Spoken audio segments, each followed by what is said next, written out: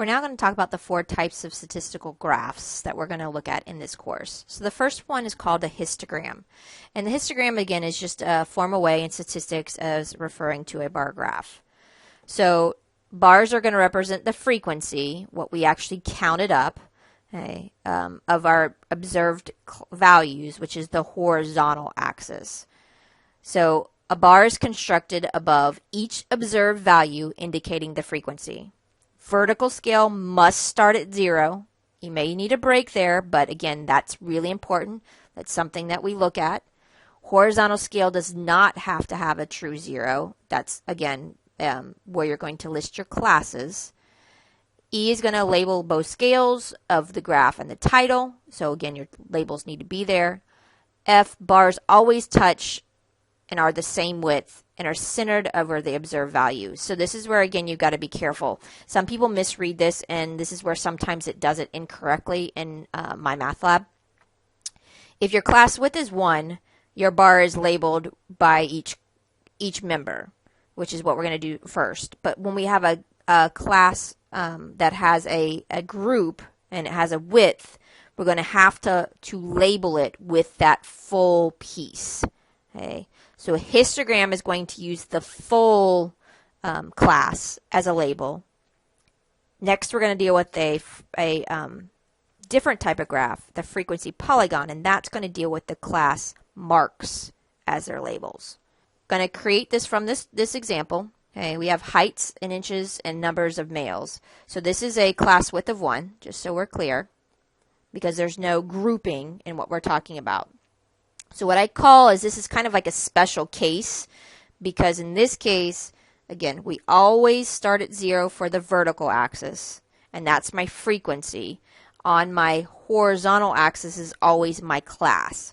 So in this case, 64, 65, 66, 67, 68, 69, 70, 71, 72. Go ahead and label because it's easy to forget. This is the height in inches. If we look at the number of males, again, you always have to start with a 0 there. And we look for the highest one, we have 10. 1, 2, 3, 4, 5, 6, 7, 8, 9, and 10. And that is number of males. And we don't really have an overview for this title, but you can put this together. We can actually figure out how many total people were surveyed or measured. My total here, if you add that column up, is 45. So we have 45 male heights in inches. That's what this is going to have. A histogram is a bar graph. You use the classes. They have to touch unless one of them is 0. And you always have labels, and you always start your vertical axis at 0. So those are all above there. That's just a summary again of what I would be looking at to make sure that you have that correct. In this case, we do just have one piece listed because these are actually my classes. So looking at this, very basic what we do now. So 64, the bar is 2. 65, the bar is 6. 66, we have a bar that is 7. 67, we have 9. And again, if I was drawing this real time, my bars would all be the same distance apart. 68, I have 10. 69, I have 6. 70, I have 3. 71 is 0, and 72 is 2. So the only time bar is not touching is if you have a frequency number of 0. So this is my chart. This is a histogram, and again, really important. Horizontal has to be your classes. Vertical axis has to start at 0. So here has to be classes. Have to have labels and a title. Anytime you need to pause, re-listen, do it. So second type of diagram we're going to deal, or graph, is what's called a frequency polygon. So a frequency polygon is the same thing as a line graph. It is going to show the same exact information as the histogram did. Histogram is a bar graph. Frequency polygon is a line graph. But because we have a line graph, you have to use a single point to draw it. Now, in the example we just did, the class mark, because there's only a width of 1, is the actual class. But when we get to ones in a few minutes where we have a group on each class, okay, that's a very important distinction. You use the full class when you're listing out a bar graph, which is your histogram. If you're using the frequency polygon, you're listing out the class marks. And you're going to put a dot, and you're going to connect it. This is the important piece, though. You have to put an additional class mark at the beginning and at the end, because you have to start at 0 when you're doing a line graph for a frequency polygon. This is really important. E is the same thing as said before. You have to label your axis, your title. Vertical starts at 0, labeling beginning and ending of the class mark. We're going to start with the same thing we had before. This is still 0, 1, 2, 3, 4, 5, 6, 7, 8, 9, and 10. So this is still the number of males. We still have 45 male heights in inches. If you do not label your axis, it's going to be marked wrong. The bottom is still my height. So the class width is 1, and we use that to find that first class mark and the last class mark. So 63 is actually, I listed it here, but actually 64 is where I start. So that was my mistake there. I'd already put it on there. 64 is the first one here. So I subtract 1 there, and I add 1 there. We always have to label those, and they will always start and end at 0 for those two pieces. So now we go and put a dot above the 64. 65 is 6. Then we go to 7. Then we go to 9. Then we go to 10. Then we go back down to 6. Then we go to 3. And then we're at 0. Then we're at 2. So we connect and make our line graph. But it has to start and stop, and it has to be labeled. That is a key difference between the two types of drawings. So label your axis in the title. Make sure you're using your class marks, and in this case it happens to be the same because we had a width of 1.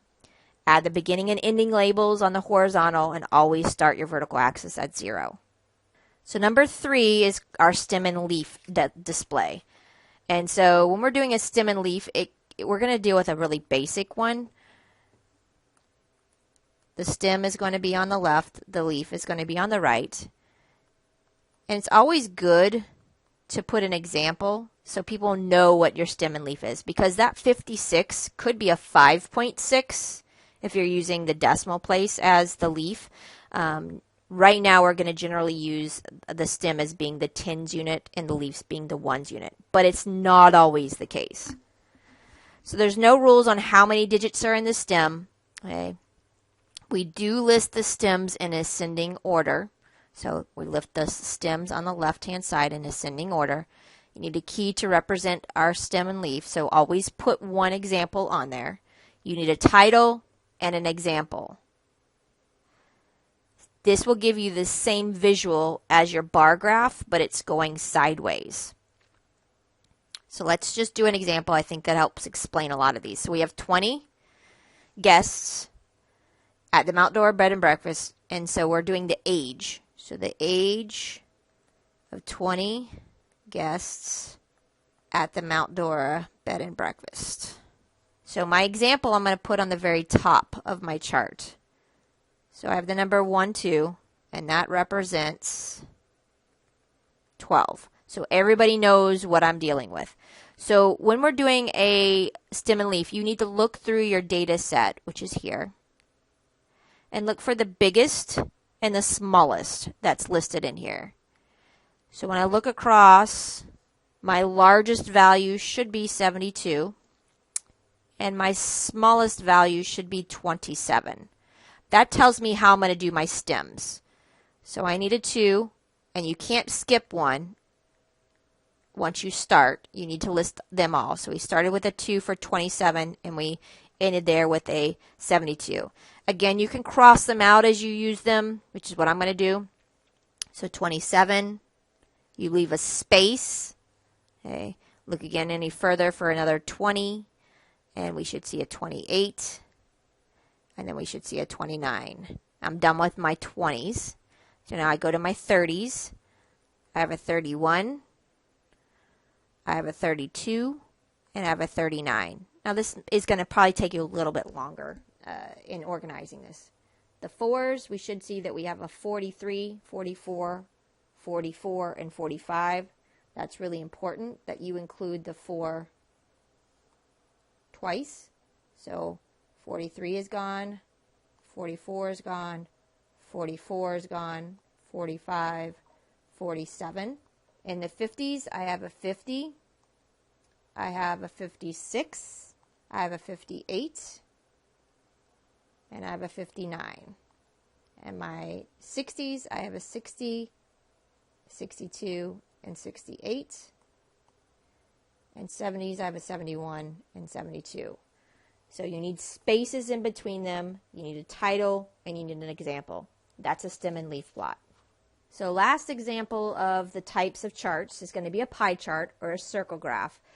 It does go over how to design these. I'm not going to actually have you draw one of these because you need a protractor.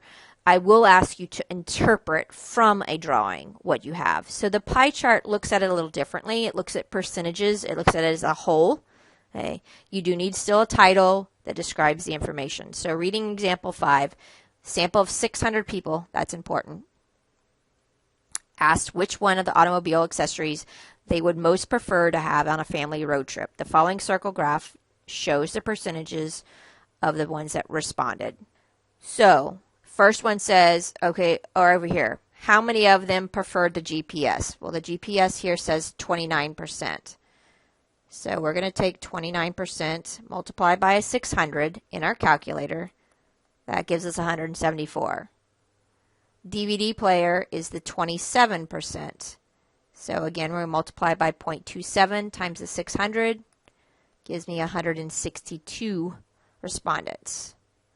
Extra cup holder is 0.15 times the 600.